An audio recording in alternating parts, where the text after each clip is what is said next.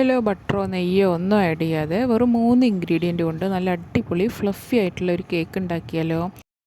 ഇതുപോലെ നല്ല സോഫ്റ്റായിട്ടും ഫ്ലഫി ആയിട്ടാണ് നമുക്ക് ഈ ഒരു കേക്ക് കിട്ടുന്നത്. നല്ല അടിപൊളി ടേസ്റ്റുമാണ്. അപ്പോൾ ഈ ഒരു വീഡിയോയിലേക്ക് കടക്കുന്നതിന് മുമ്പ് നമ്മുടെ ചാനൽ ആദ്യമായിട്ട് കാണുന്നവരാണെങ്കിൽ ചാനലൊന്ന് സബ്സ്ക്രൈബ് ചെയ്യാനും വീഡിയോസ് ഇഷ്ടമാണെങ്കിൽ മറക്കാണ്ട് താഴെ കാണുന്ന ലൈക്ക് ബട്ടനും കൂടി ഒന്ന് പ്രസ് ചെയ്ത് സപ്പോർട്ട് ചെയ്യണേ. ആദ്യം തന്നെ നമുക്ക് കേക്ക് ഉണ്ടാക്കാനുള്ള നമ്മുടെ ഒരു പാത്രം ഒന്ന് ചൂടാക്കി വയ്ക്കണം. ഇതുപോലൊരു പാത്രം എടുത്തിട്ട് നമ്മൾ ഏത് ടിന്നിലാണോ കേക്ക് ഉണ്ടാക്കുന്നത് അതിനനുസരിച്ചിട്ട് കുറച്ച് വീതിയുള്ള പാത്രമാണ് എടുക്കാൻ. അതിൻ്റെ ഉള്ളിലൊരു കമ്പി വെച്ചിട്ട് നമുക്ക് അടച്ചു വെച്ചിട്ട് ഏകദേശം ഒരു 10-15 മിനിറ്റ് നമുക്ക് ആദ്യം ഒന്ന് പ്രീ ഹീറ്റ് ചെയ്ത് തീർക്കണം. കേക്ക് ഉണ്ടാക്കുന്നത് നമ്മൾ ഈ ഒരു പാത്രത്തിലാണ്. അപ്പോൾ അതിലേക്ക് കുറച്ച് ഓയിലൊന്ന് സ്പ്രെഡ് ചെയ്തിട്ട് നന്നായിട്ട് എല്ലാ ഭാഗത്തേക്കും ഒന്ന് സ്പ്രെഡ് ചെയ്ത് കൊടുക്കാം. ഈ ഒരു കേക്കിൻ്റെ പ്രത്യേകത എന്ന് പറയുന്നത് ഇതിൽ തീരെ നമ്മൾ ഓയിലോ ബട്ടറോ നെയ്യോ ഒന്നും ആഡ് ചെയ്യുന്നില്ല. ഈ ഒരു മോൾഡിൽ മാത്രമാണ് നമ്മൾ ജസ്റ്റ് ഒരു തുള്ളി ഓയിൽ ഒഴിച്ചിട്ട് എല്ലാ ഭാഗത്തും ഒന്ന് സ്പ്രെഡ് ചെയ്ത് കൊടുക്കുന്നത്. ഇതിൻ്റെ മുകളിലായിട്ട് കുറച്ച് മൈദ കൂടിയിട്ട് ഒന്ന് സ്പ്രെഡ് ചെയ്ത് കൊടുത്തിട്ട് എല്ലാ ഭാഗത്തേക്കും വരുന്ന പോലെ അതുപോലെ ഒന്ന് തൂവി കൊടുക്കണം. അപ്പോൾ നിങ്ങളുടെ കയ്യിൽ ബട്ടർ പേപ്പർ ഉണ്ടെങ്കിൽ ആ ബട്ടർ പേപ്പർ വെച്ച് കൊടുത്തിട്ട് അതിൻ്റെ മുകളിൽ കുറച്ച് ഓയിൽ സ്പ്രെഡ് ചെയ്ത് കൊടുത്താലും മതി. ബട്ടർ പേപ്പർ ഒന്നും ഇല്ലെങ്കിലും ഇതുപോലെ ഇങ്ങനെ ചെയ്തെടുത്താൽ മതി. എല്ലാ ഭാഗത്തേക്കും ഒന്ന് സ്പ്രെഡാക്കിയിട്ട് മൈദ ഒന്ന് തൂവി കൊടുക്കുക. അതിനുശേഷം ഇതിൽ കൂടുതലായിട്ടുള്ള മൈദ നമുക്കൊന്ന് തട്ടിയിട്ടൊന്ന് കളയണം. അപ്പോൾ നമ്മൾ എല്ലാ ഭാഗത്തേക്കും വരുന്ന പോലെ മൈദ ഒന്ന് സ്പ്രെഡ് ചെയ്ത് കൊടുത്തിട്ടുണ്ട്. ഇനി നമുക്ക് മിക്സിൻ്റെ ജാറിലേക്ക് 3 മുട്ടയൊന്ന് പൊട്ടിച്ചൊഴിക്കണം. മുട്ട നമ്മൾ എടുക്കുന്ന സമയത്ത് ഫ്രിഡ്ജിലാണെങ്കിൽ ഏകദേശം അരമണിക്കൂർ മുമ്പെങ്കിലും ഈ ഒരു കേക്ക് ഉണ്ടാക്കാൻ എടുത്തു വെച്ചിട്ടുണ്ടാവണം. റൂം ടെമ്പറേച്ചറിലുള്ള മുട്ട വേണം നമുക്ക് ഈ ഒരു കേക്ക് ഉണ്ടാക്കാൻ എടുക്കാൻ. അപ്പോൾ അരമണിക്കൂർ മുമ്പ് ഞാൻ എടുത്തു വെച്ചിട്ടുള്ളതാണ്. അത് മിക്സിൻ്റെ ജാറിലേക്കൊന്ന് ഒഴിച്ചിട്ട് നന്നായിട്ടൊന്ന് അടിച്ചെടുക്കണം. നിങ്ങളുടെ കയ്യിൽ എഗ്ഗ് ബീറ്റർ ഉണ്ടെങ്കിൽ അതിൽ വെച്ച് അടിച്ചെടുത്താലും മതി. നല്ല ഫ്ലഫി ആയി കിട്ടും. ഇനി ഇതിൻ്റെ കൂടെ ഏകദേശം 1/4 കപ്പ് പഞ്ചസാരയും 1 ടീസ്പൂണ് വാനില എസൻസും കൂടി ഒഴിച്ചിട്ട് നന്നായിട്ട് ഇതൊന്ന് അടിച്ചെടുക്കാം. എഗ്ഗ് ബീറ്ററോ ഓവനോ ഒന്നും ഇല്ലെങ്കിലും നമുക്ക് കേക്ക് സിമ്പിളായിട്ട് തന്നെ ഉണ്ടാക്കിയെടുക്കാൻ പറ്റും. ഇനി നമ്മൾ അടിച്ചെടുത്ത ആ ഒരു മുട്ടേൻ്റെയും പഞ്ചസാരേൻ്റെയും മിക്സ് ഒരു പാത്രത്തിലേക്ക് ഒഴിച്ചു കൊടുക്കണം. വാനില എസൻസ് ഇല്ലെങ്കിൽ നമുക്ക് അതിന് പകരം കുറച്ച് ഏലക്ക പൊടിച്ചത് ഇട്ട് കൊടുത്താലും മതി. മുട്ടൻ്റെ ആ ഒരു മണം മാറി കിട്ടാനാണ് നമ്മൾ ഇതുപോലെ എസൻസ് ഒഴിച്ചു കൊടുക്കുന്നത്. ഇനി ഇതുപോലെ ഒരു വിസ്കോ അല്ലെങ്കിൽ ഒരു ഫോർക്ക് വെച്ചിട്ടോ നന്നായിട്ട് ഇതൊന്ന് ബ്ലെൻഡ് ചെയ്തെടുക്കണം. ഇതുപോലെ ഇങ്ങനെ ബ്ലെൻഡ് ചെയ്തെടുക്കുമ്പോഴാണ് അത് നന്നായിട്ട് പതഞ്ഞ് വരുള്ളൂ.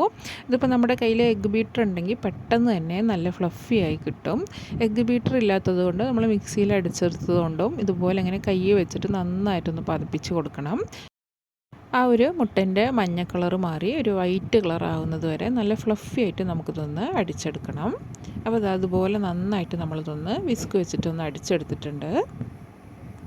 ഇനി ഇതിലേക്ക് നമുക്ക് മൈദമാവ് ആഡ് ചെയ്ത് കൊടുക്കാം. ഏകദേശം 1/4 കപ്പോളം മൈദമാവാണ് നമ്മൾ ഈ ഒരു കേക്ക് ഉണ്ടാക്കാനായിട്ട് എടുക്കുന്നത്. അതൊന്ന് നന്നായിട്ടൊന്ന് സീവ് ചെയ്തിട്ട് വേണം ഈ ഒരു വെറ്റ് ഇൻഗ്രീഡിയൻസിൻ്റെ കൂടെ ഇട്ട് കൊടുക്കാൻ വേണ്ടിയിട്ട്.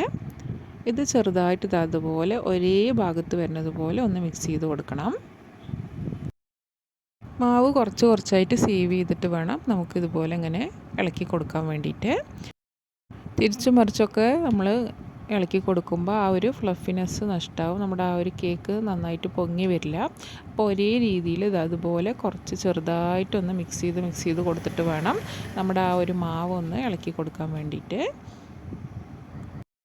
ഇപ്പോൾ ഏകദേശം 1/4 കപ്പ് മാവും ഇതുപോലെ കുറച്ചായിട്ടൊന്ന് സീവ് ചെയ്തിട്ട് ഒന്ന് മിക്സ് ചെയ്ത് കൊടുക്കുകയാണ് ചെയ്യുന്നത്.